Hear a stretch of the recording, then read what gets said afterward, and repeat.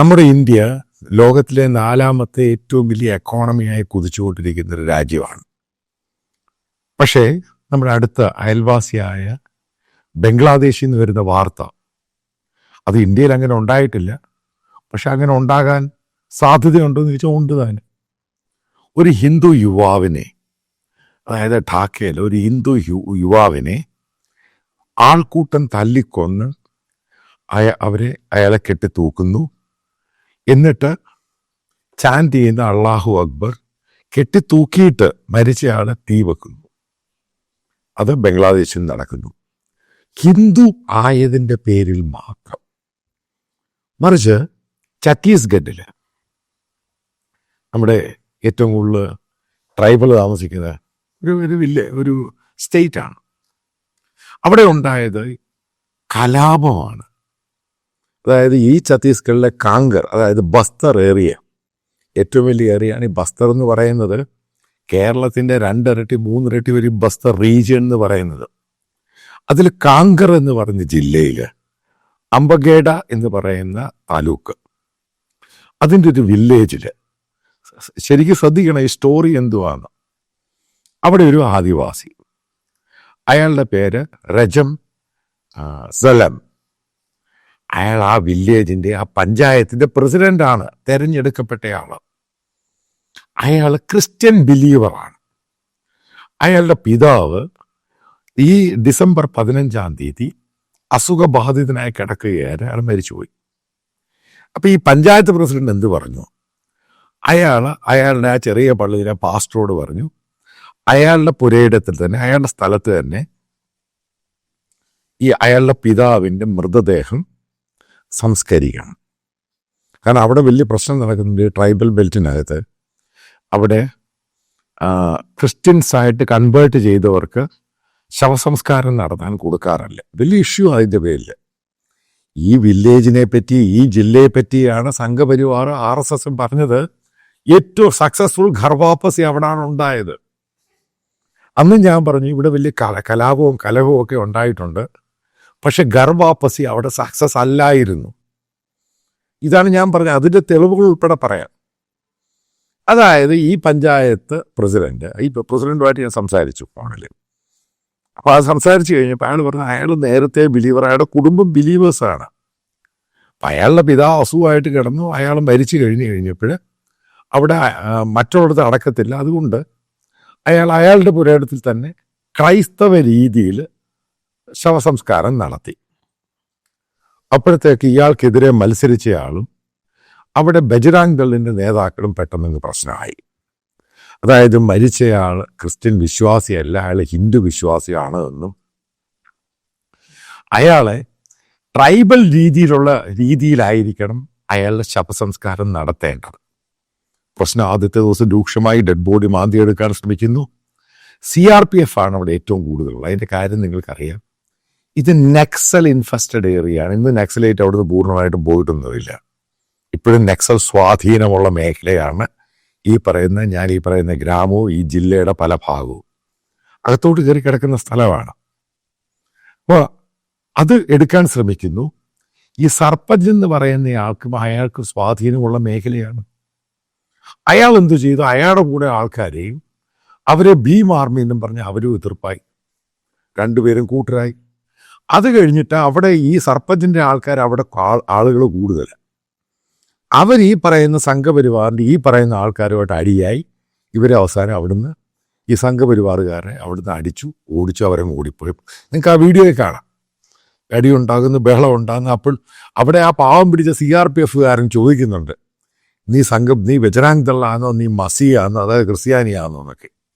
സത്യം പറഞ്ഞാൽ ഇത് വല്ലാത്തൊരു രീതിയിലോട്ടാണ് നമ്മുടെ രാജ്യം പോകുന്നത്. CRPFകാർക്ക് ഒരു പൊളിറ്റിക്സും ഇല്ലാത്ത ഒരു പാരാമിലിറ്ററി ഫോഴ്സാണ്. ആ കോബ്ര യൂണിറ്റ് എന്ന് പറയുന്ന അവരുടെ ഓപ്പറേഷൻ ആൻറ്റി നക്സൽ ഓപ്പറേഷനാണ്. അപ്പോൾ അതിനകത്ത് ഇവരതിൻ്റെ അകത്ത് കയറി ഇടപെടുകയാണ്. കാരണം ഒരു നാട്ടിൽ വലിയ ബഹളമായി. അപ്പുറത്തും ആൾ വന്നു. ഈ പറയുന്ന അവിടുത്തെ പഞ്ചായത്ത് പ്രസിഡന്റായ ക്രിസ്ത്യൻ ബിലീവറെ എതിർക്കാൻ വേണ്ടി ദൂരെ നിന്ന് ആൾക്കാരെ കൊണ്ടുവന്നു. പ്രശ്നമായി. 2ാം ദിവസം വീണ്ടും പ്രശ്നമാകുന്നു. കാരണം ചെറുത്തുനിൽപ്പുണ്ടാവുന്നു.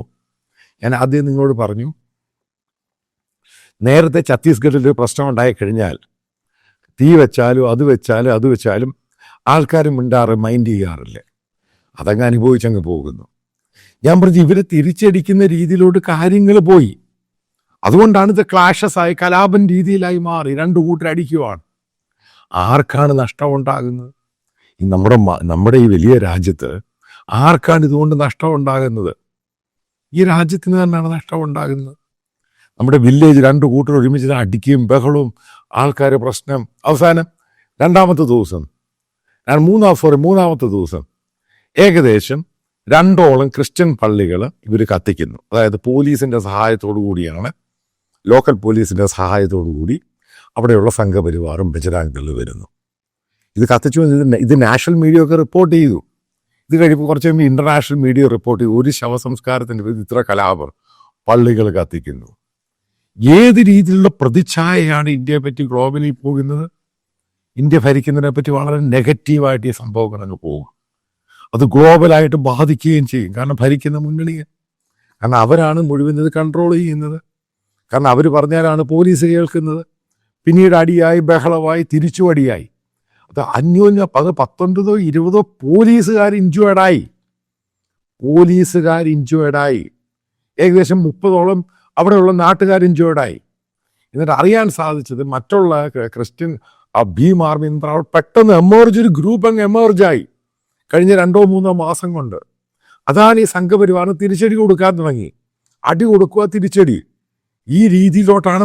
ഇത് മാറരുത്, ഇങ്ങനെ ഉണ്ടാവരുത്. ഇത് ഇന്ത്യ എന്ന് പറഞ്ഞ മഹാരാജ്യമാണ്. ഇവർക്ക് അവിടെ സ്വാതന്ത്ര്യമുണ്ട്. ഇതാണ് ഞാൻ ഇടയ്ക്കിടയ്ക്ക് പറയുന്നത്, ഇതുണ്ടാവരുത്. ഈ രീതിയിലോട്ട് കാര്യങ്ങൾ അങ്ങ് മാറി. ഒരു കമ്മ്യൂണിറ്റിക്ക് 2 വിഭാഗമായിട്ട് അങ്ങ് മാറുകയാണ്. ഇതിൻ്റെയൊക്കെ എന്തോ ആവശ്യമാണ്. അത് അജണ്ട വെച്ച് പെരുമാറുന്നു. ഇതാണ് ഇവിടെ സംഭവിച്ചിരിക്കുന്നത്. അപ്പം അവിടെയുള്ള നാട്ടുകാരോട് മറ്റു പല ആൾക്കാരോട് ഫോണിൽ വിളിച്ച് ചോദിച്ചു. അവിടെ മലയാളികളൊക്കെ വർക്ക് ചെയ്യുന്നുണ്ട്. അപ്പം അവരോടൊക്കെ ചോദിച്ചു കഴിയുമ്പോൾ മനസ്സിലാവുന്നത്, അതായത് അവിടെ ഒരു ടെൻഷൻ ഉണ്ടായിരുന്നു പണ്ട് മുതലേ. അതായത് ശവം അടക്കം മറ്റുള്ള സംഭവത്തിൽ. അതായത് സംഘപരിവാർ ഏറ്റവും കൂടുതൽ ട്രൈ ചെയ്ത് ഘർ വാപ്പസിക്ക് നോക്കിയ സ്ഥലമാണ് ഈ കങ്കർ, ഈ പറയുന്ന മേഖല മുഴുവനും. ഇവർ വലിയൊരു വിഭാഗം ക്രിസ്ത്യൻസ്, അവർ വളരെ സമാധാനപ്രിയര്.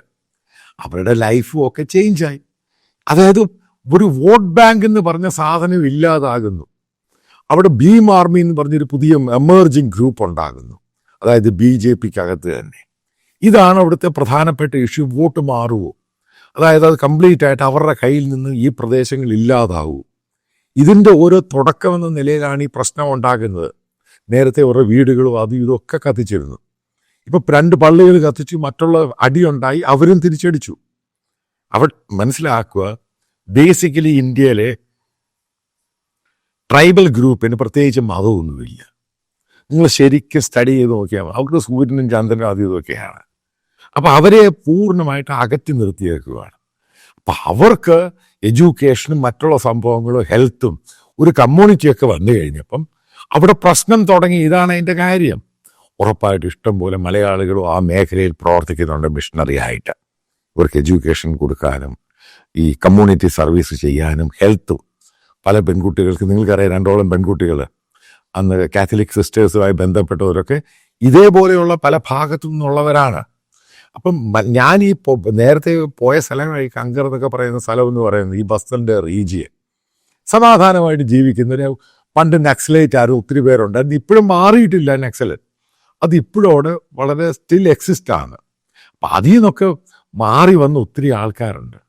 അപ്പം തിരിച്ചു വരുന്നവർക്ക് ഇതേ രീതിയിലുള്ള പൊല്ലാപ്പും പ്രശ്നം ഉണ്ടാകുമ്പോൾ ഒരു അൺസർട്ടനിറ്റി ആയിട്ട് ഇന്ത്യയിലെ ട്രൈബൽ ഗ്രാമങ്ങൾ മാറുന്നു. ഇതുകൊണ്ട് ആർക്കാണ് പ്രയോജനം ഉണ്ടായത്? ചില വീഡിയോകളൊക്കെ നിങ്ങൾ കാണുമ്പോൾ മനസ്സിലാകും. അതായത് ഈ തിരിച്ചടിക്കാനും വരുന്നു, ബഹളം ഉണ്ടാക്കുന്നു, ഇവരും തിരിച്ചടിക്കുന്നു. അവരും 3-4 ദിവസം കൊണ്ട് ഇങ്ങനെ നിൽക്കുവാണ് ഈ പ്രശ്നം. ഇതിനെവിടാണ് ഒരു അറുതി ഉണ്ടാവുന്നത്? അപ്പം ഇവരെ തിരിച്ച് റീകൺവേർട്ട് ചെയ്യാമെന്നു, അത് ഫെയിലിയറായി. അതായത് ഒരു മനുഷ്യൻ്റെ സ്വാതന്ത്ര്യമാണ് അവരോട് വിശ്വസിക്കുന്നു. അവരെ ആ ഡെഡ് ബോഡി അടക്കത്തില്ല എന്ന് പറഞ്ഞ് അയാളുടെ വീട്ടിൽ കൊണ്ടടക്കി. അയാൾക്ക് ഇഷ്ടമുള്ള രീതിയിൽ അയാൾ വിശ്വസിച്ച് പോകട്ടെ. അതിനിപ്പോൾ ആർക്കാണ് പ്രശ്നം? പ്രശ്നമുള്ളവർക്കാണ് ഇത് ഏറ്റവും കൂടുതൽ പ്രശ്നം രൂക്ഷമാകുന്നത്. നേരത്തെ പല സ്ഥലമൊന്നും ഇല്ലാത്ത പല ആൾക്കാരും, അതായത് ക്രിസ്ത്യൻ ബിലീവേഴ്സ് അവിടെ മരിച്ചു കഴിഞ്ഞപ്പോൾ ഈ ഡെഡ് ബോഡി അതേപോലെ ഇട്ട് ഈ പൊതു ശ്മശാനത്തിൽ അടക്കാൻ പറ്റത്തിൽ വലിയ പ്രശ്നമുണ്ടായി. അപ്പോഴൊക്കെ ഈ പഞ്ചായത്ത് പ്രസിഡന്റ് ഏർപ്പെട്ട് അയാൾ അവരെ അറിയുന്ന അവരുടെ സ്ഥലങ്ങളിൽ ക്രിസ്ത്യൻ ബിലീവേഴ്സ് അവരുടെ സ്ഥലങ്ങളിൽ കൊടുത്തു അടക്കാൻ. അതോടെ ആ പ്രശ്നം അങ്ങ് പോയി.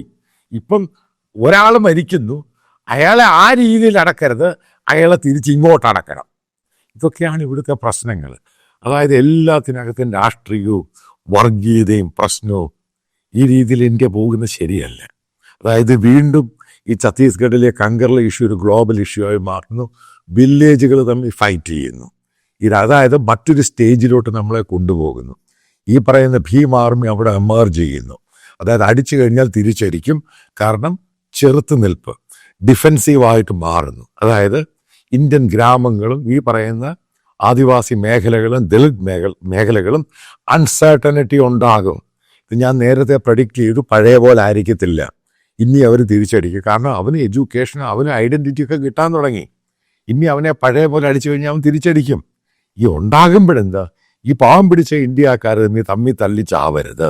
അതുതന്നെയാണ് എൻ്റെ എപ്പോഴത്തെ ആഗ്രഹം എന്ന് പറയുന്നത്. ആ വിശ്വാസത്തിൽ പറയട്ടെ, ഈ തല്ലും ബഹളവും ഒക്കെ നിർത്തുക. ഇന്ത്യൻ ജനാധിപത്യത്തിൽ ഇന്ത്യൻ ഭരണഘടന പറയുന്ന രീതിയിൽ അവർ ജീവിക്കട്ടെ.